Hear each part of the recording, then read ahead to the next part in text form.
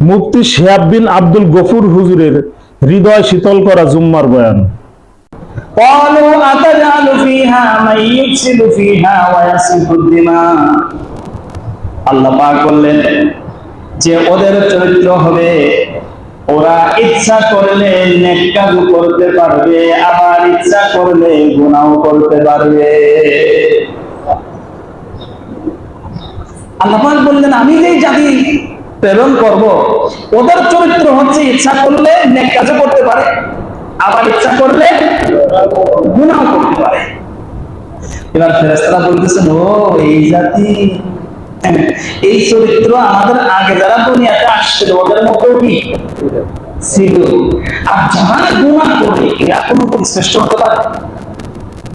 ফেরেশতারা সাথে সাথে বলে উঠলেন قالوا أتجعل فيها من يفسد فيها ويسفك الدماء।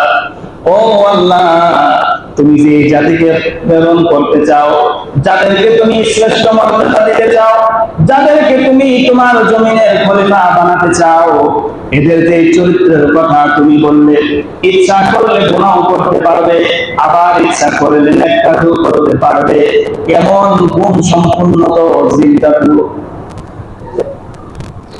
এদের মধ্যে তো এই গুণ।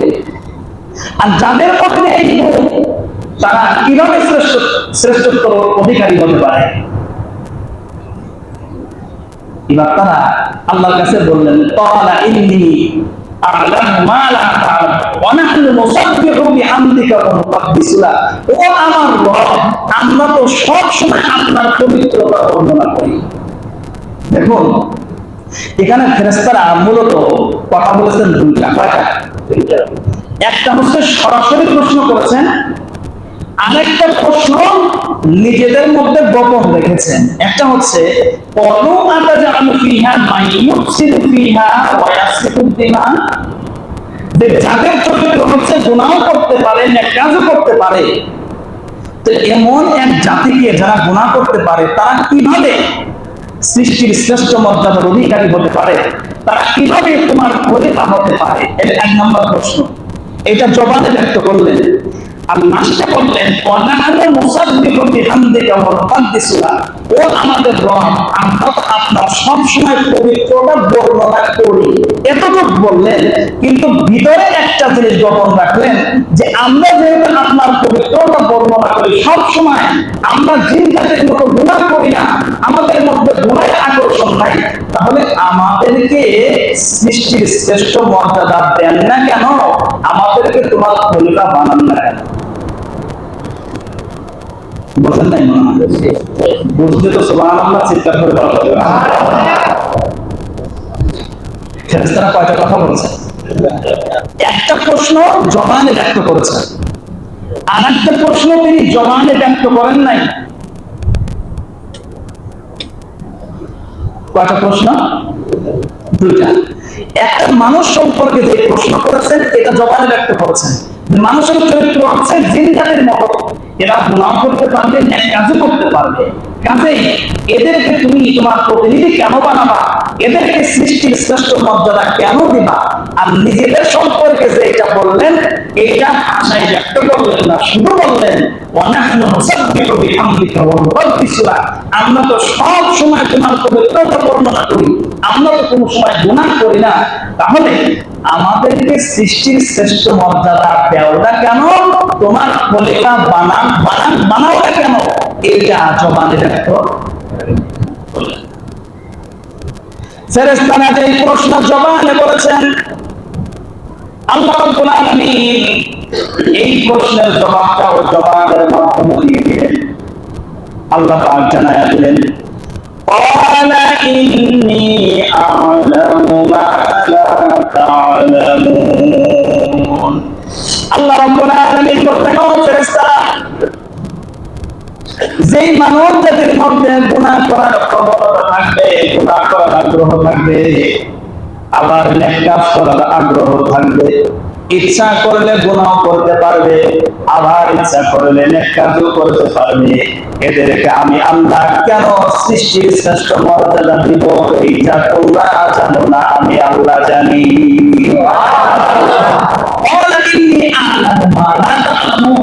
আমি আল্লাহ যা জানি তোমরা তা জানো না। তাহলে যে প্রশ্ন জবানে ব্যক্ত করেছিলেন যে মানুষ গুনাহ করে, ইচ্ছা করলে গুনাহ করতে পারে, ইচ্ছা করলে নেক কাজও করতে পারবে, এদেরকে তোমার প্রতিনিধি কেন বানাবা, সৃষ্টির শ্রেষ্ঠ মর্যাদা কেন দিলাম, এই প্রশ্নের জবাব আল্লাহর জবানের মাধ্যমে দিয়ে দিলেন। শোনো, এদেরকে আমি আল্লাহ শ্রেষ্ঠ মর্যাদা কেন দিব তোমরা জানো না, আমি জানি। এবার যে প্রশ্ন ফেরেশতারা অন্তরে লুকিয়ে রেখেছিলেন যে যে আমরা তো সব সময় তোমার পবিত্রতা বর্ণনা করি, তাহলে আমাদেরকে তোমার প্রতিনিধি বানাও না কেন, এইটা প্রশ্ন যেহেতু ফেরেশতারা জবানে ব্যক্ত করে নাই, এই জন্য আল্লাহ পাক এই প্রশ্নের জবাবটা দেওয়ার জন্য বিশাল একটা মজমা কায়েম করলেন। এই মজমার মধ্যে আল্লাহ পাক পৃথিবীর সব কিছুকে একত্রিত করলেন। গাছপালা, তরু লতা, মাছ, মাংস, গরু, ছাগল, ভেড়া, বকরি, যা আছে, যত উপাদান আছে সবই আল্লাহ পাক হাজির করলেন। সামনে সবকিছু আল্লাহ পাক হাজির করলেন, আর এক পাশে আমাদের আব্বাজান হযরত আদম আলাইহিস সালামকে হাজির করলেন,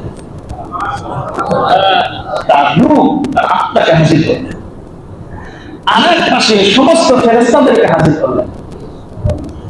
হাজির করার পর আল্লাহ পাক ফেরেশতাদেরকে বললেন, ও ফেরেশতারা, বলো তো এইটার নাম কি? ফেরেশতারা আম গাছের নাম বলতে পারে, গরুর নাম জানে? আচ্ছা, আল্লাহ পাক জিজ্ঞাসা করলেন, ও ফেরেশতারা, বলো এইটার নাম কি? পয়লা আদরি, আল্লাহ এইটার নাম কি আমরা জানি না। আপনি যতটুকু শিক্ষা দেন আমরা অতটুকুই জানি। আল্লাহ পাক একটা একটা করে জিজ্ঞাসা করলেন, একজন ফেরেশতা উত্তর দিতে পারলেন না। আল্লাহ পাক জিজ্ঞাসা করলেন, বলো দেখি এইটার গুণাগুণ কি? একজন ফেরেশতা উত্তর দিতে পারলেন না। আল্লাহ পাক আমাদের পিতার রূহকে জিজ্ঞাসা করলেন, ও আদম, বলো দেখি এইটার নাম কি? আমাদের আব্বাজান বলা শুরু করছেন, এইটার নাম আম গাছ, এইটার মধ্যে মুকুটের মধ্যে ছোট্ট ছোট্ট গুটির হবে, এরপরে আস্তে আস্তে বড় হবে, ভিতরে আটি হবে, এরপরে কাঁচাটা চোপা লাগবে, পান্ডের রং লাল হবে, খাইতে অনেক মজা হবে। এই গাছ দিয়ে হাজারো কাজ হবে, সেন্টারিংয়ের কাজ করবে, হাত বানাবে, দরজা বানাবে, জানালা বানাবে, বই বানাবে, সিরিয়াল ভাবে পড়াশোনা করছে। বলে এটার নাম কি? আল্লাহ, এটার নাম রুহা, এটা একটা ভাব। এটা দিয়ে মানুষ ভ্যান গাড়ি বানাবে, সাইকেল বানাবে, বিমান বানাবে, স্টিমার বানাবে, জাহাজ বানাবে, হাজারো রকমের কাজ এটা দেওয়া হয়। আচ্ছা, এটার নাম কি? আল্লাহ, এটার নাম দুধ। এটার কাজ কি?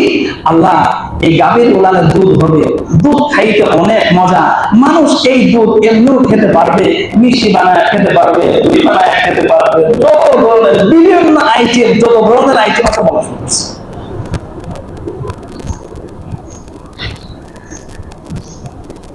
ফেরেশতারা তখন বুঝে ফেলেছেন যে আমরা প্রত্যেকটা বস্তুর গুণাগুণ সম্পর্কে জানি না, যার কারণে ওই জিনিসের প্রতি আমাদের আকর্ষণ নাই। আপনারা কি বলেন? একটা বাচ্চা মেয়ে কি জিনিস এটা কি বোঝে? বোঝে না, যার কারণে ওর মেয়ের প্রতি কোনো আকর্ষণ নাই।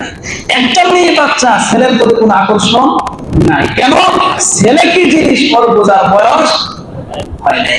এখন যার প্রতি গুণাগুণ সম্পর্কে জানে, যার প্রতি আগ্রহ তৈরি হয়, এখন একজনের অন্তরে আকর্ষণ আছে, যে গুণাগুণ সম্পর্কে জানে, এবং গুনার আকর্ষণ আছে, এই ব্যক্তি যদি আল্লাহর ভয়ে যদি গুনাহ থেকে বিরত থাকতে পারে, ওই ব্যক্তি শ্রেষ্ঠ না যারা গুনাহগুলো সম্পর্কে জানে না, গুনার আকর্ষণ যাদের অন্তরে নাই, যারা গুনাহ কোন জিনিস বোঝে না, ও যদি গুনাহ থেকে বেঁচে থাকে, তাহলে এ শ্রেষ্ঠ না যে গুনাহগুলো সম্পর্কে জানে, যার আকর্ষণ আছে, ও যদি আল্লাহর ভয়ে যদি বেঁচে থাকে, ও শ্রেষ্ঠ।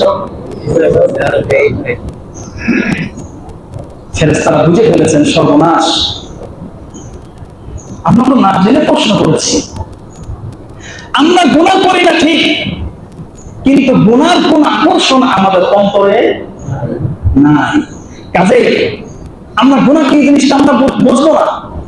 আর মানুষের অন্তরে আল্লাহ যে জাতিকে সৃষ্টি করতে চাচ্ছেন, ওরা প্রত্যেকটা জিনিসের গুণাগুণ সম্পর্কে জানে এবং গুনার প্রতি আকর্ষণ থাকবে। এই ব্যক্তি যদি, এই মাখলুক যদি আল্লাহর ভয়ে, জাহান্নামের ভয়ে যদি গুনাহ থেকে বিরত থাকে, তাহলে ওই জাতি আমরা নিষ্ঠা জাতির চাইতে শ্রেষ্ঠ মর্যাদার অধিকারী হতে পারে।